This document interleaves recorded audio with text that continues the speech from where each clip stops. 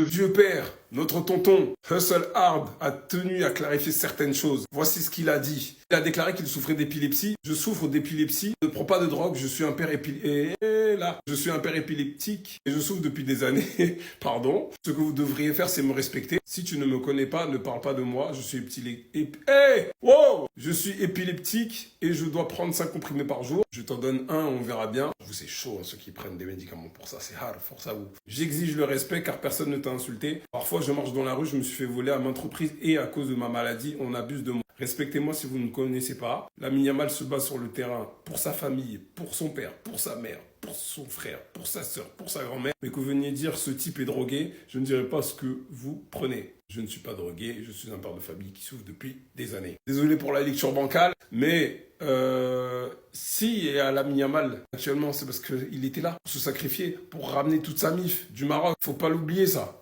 Tous les fruits, tout l'argent là que Lamine prend, lui-même s'il prend même 80%, personne ne va rien dire. Parce qu'il l'accompagne depuis les années, les coups barci. Je vous l'ai déjà dit la dernière fois, le moment où il a été poignardé. Heureusement, ça s'est bien passé. Si, ça... ça, mais j'imagine même. Lamine Yamal serait parti du Barça. Ça aurait affecté tous les minots de la Masia parce que ce papa-là, même s'il est madrilène, assistait à quasiment tous les tournois des petits là. C'est pas en mode il est parti chercher du lait et est revenu. Il le soutient depuis tout petit. Tous les tournois où il peut, il est là. On est combien à avoir espéré que nos pères ils viennent nous voir? Lui, il était là tout le temps. Donc, mange la vie. Voilà, parce qu'il y a un doute. Je vous l'ai dit, personne n'a jamais été aussi fort, aussi jeune. C'est n'importe quoi. En plus, c'est devenu le nouveau bourreau de Mbappé. Depuis la défaite contre le PSG, la minimale contre Mbappé, c'est 6 matchs, 6 victoires. Et 6 buts marqués.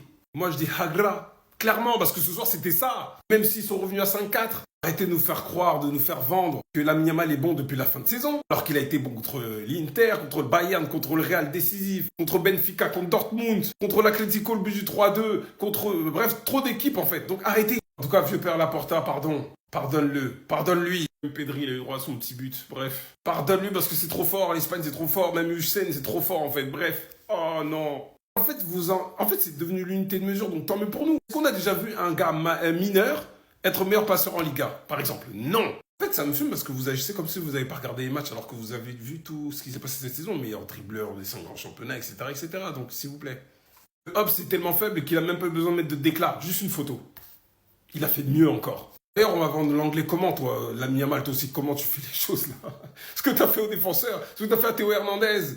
Oh, God. Parisiens, mettez vos joueurs en avant pour les distractions individuelles, il n'y a pas de problème, vous faites une saison historique. Et Lamine Yamal, en fait, cette saison, c'est pas possible. On n'a jamais vu ça aussi jeune. Dembélé aussi. Et dans la discussion, logique. Mais les gars, en fait, Lamine Yamal, cette saison, a des grands moments. Il y a des légendes qu'on a connues, ils ont eu des grands moments. Par exemple, que Lamine Yamal a eu cette saison, mais sur différentes périodes de leur carrière. Lamine, en une seule. Donc, venez pas forcer des débats.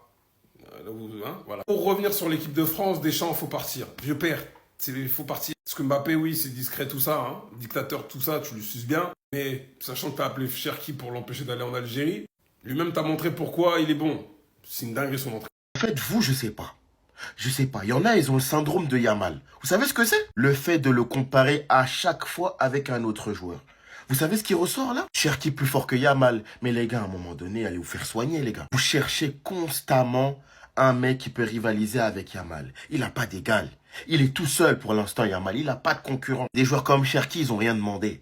Ils n'ont pas demandé d'être comparés à Yamal. Ils sont forts. Je sais que Cherki, il est fort, mais laissez le petit à côté. Laissez Yamal à côté. Vous m'avez dit Mbappé, plus fort que Yamal, il a pris tarif.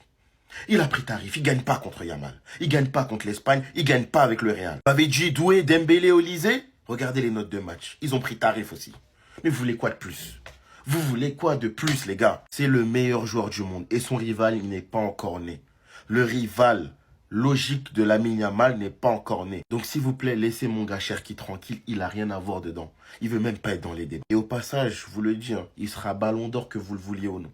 Parce que là, le monde a vu. Encore une fois, vous vouliez des preuves, il a encore montré. Et il va montrer dimanche. Déclaration de Cristiano Ronaldo sur la finale de ce soir. Non, il veut trop gagner, il veut trop la remporter. Mais en fait, ce mec, c'est quand qu'il va arrêter d'avoir la dalle? Regardez Cristiano Ronaldo sur les réseaux. C'est pour nous, c'est pour vous, c'est pour le Portugal. Demain, nous entrerons à nouveau dans l'histoire Vamos. Alors je sais pas s'ils vont gagner parce que franchement ils affrontent une Espagne qui collectivement est super forte avec Yamal, Pedri, tout ça. Mais juste là t'affrontes Cristiano Ronaldo en finale. Prenez-le au sérieux. Je vous dis prenez-le au sérieux. Parce que si vous prenez pas au sérieux ce mec, on l'a vu contre l'Allemagne. Vous vous êtes tous moqués de lui. Résultat, il les a éliminés et il a marqué. Bon, il y a aussi Vitinha qui a été incroyable. Il y a d'autres joueurs, mais Cristiano Ronaldo dans les finales, on connaît. On sait de quoi il est capable. Tu lui laisses 1 ou 2 ballons dans la surface, ça va aller au fond. Il a déjà une Ligue des Nations, il a 1 euro. Là, s'il remporte une Ligue des Nations, franchement, je serais pas là à dire qu'il a la carrière de Ronaldinho, de Zidane ou de Messi en sélection. Mais je vous jure que même s'il a pas de Coupe du Monde, tu pourras que respecter sa carrière internationale. Parce que être meilleur buteur all-time des sélections et à 40 ans encore faire gagner des trophées à ton équipe, et même si c'est la Ligue des Nations, hein, tu joues contre l'Allemagne, il y a des gros matchs, il y a l'équipe de France, il y a eu Espagne-France, là t'affrontes l'Espagne en finale, venez pas nous banaliser ça. Hein. Donc demain, franchement les gars, demain on va se régaler. Yamal vs Cristiano le soir. Franchement, hâte de voir le match. En tout cas, le Portugal, faut pas les sous-estimer. Mais je partirai quand même sur une victoire de l'Espagne. Dites-moi en commentaire. Bye Max. Je pose ça là. Dimanche, on va avoir un classique. Yamal vs Nuno Mendes. Ça parle trop. Ça parle trop et le petit, il va devoir encore montrer que il n'a pas d'égal. Nuno, tu te rappelles avoir eu du mal contre un Yamal de 16 ans? Rappelle-toi-en, le petit, il a grandi. Hein. Le petit, il est encore plus méchant qu'avant. Et moi, je sais comment ça va se finir. Je sais comment ça va se finir, mais vas-y. Les Parisiens m'ont dit que Nuno Mendes, c'est le meilleur latéral du monde actuellement. On va voir. Je lance les hostilités. Le meilleur ailier actuellement contre le meilleur latéral actuellement. Même si ça se tape avec Hakimi, vous avez compris. CR7 vs Yamal, l'enfant terrible contre l'ancien. Une bataille du milieu de terrain. Une bataille des côtés, parce que les ailiers latéraux, ça va se blesser mal. Un trophée à aller chercher, parce que oui, si Yamal remporte cette Ligue des Nations, ça va encore faire du bruit, ça va encore faire parler. Moi, je viens juste pour prévenir dès maintenant. Vous continuez à le sous-estimer. Après tout ce qu'il a montré, restez branchés, ça arrive. Ce soir, il y a aussi la bataille du milieu de terrain. Pedri vs Vitinha. Si je peux me permettre, Pedri Olmo, milieu du Barça, contre Neves Vitinha, milieu du Paris Saint-Germain. Sans compter Yamal vs Nuno Mendes. On serait pas sur un Barça PSG, finalement?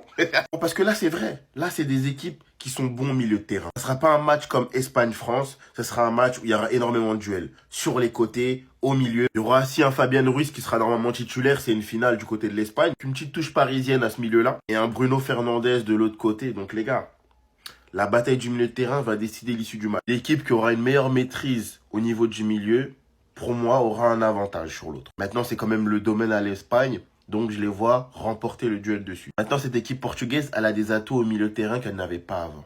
Le duo Neves-Vitinha, ils sont au sommet de leur art. Donc, à voir comment ils comptent rivaliser avec le milieu du Barça, qui est pour moi intenable. Et s'il y a bien une équipe qui peut battre cette Espagne-là, c'est bien le Portugal. Ils ont toutes les armes en main pour gagner. Donc, les gars, ce soir, branchez-vous. On n'a pas perdu, wesh. On n'a pas perdu. Je me réveille, je tombe sur quoi? Wolverhampton. Les Wolves, un club de première ligue, donc un club qui a de l'argent, veut recruter Gérard Martin. Non, vous avez peut-être pas entendu. Wolverhampton veut recruter Gérard Martin. Je sais pas si vous réalisez. Allez, 10 millions, c'est pas cher. 10 millions. Et derrière, tu récupères Grimaldo, 18 millions. Que Deco aime beaucoup et souhaiterait rapatrier au club. Et comme vous pouvez le voir, d'après les rumeurs, si le club décide de vendre Gérard Martin, le club se décidera à aller chercher un latéral gauche. Alejandro Grimaldo, très probablement. Tu te débarrasses d'un côté d'un joueur. Voilà, vous savez tout ce que je pense de lui de toute façon. Je suis pas fan. Peut-être qu'il a du talent. Moi en tout cas, je n'aime pas le joueur dans sa globalité. Il a des qualités, très bien. Pour moi, il n'est pas fait pour l'FC Barcelone mentalement. Et tu récupères un joueur formé à la Masia, qui lui est le joueur parfait pour le style du FC Barcelone. Il bouffe son couloir, une qualité de centre extraordinaire, une patte gauche phénoménale. Et défensivement, je suis désolé, c'est peut-être pas le meilleur du monde, mais c'est clairement au-dessus de Gérard Martin. Donc oui, j'ai envie de pleurer. Si ça se fait, je peux pleurer.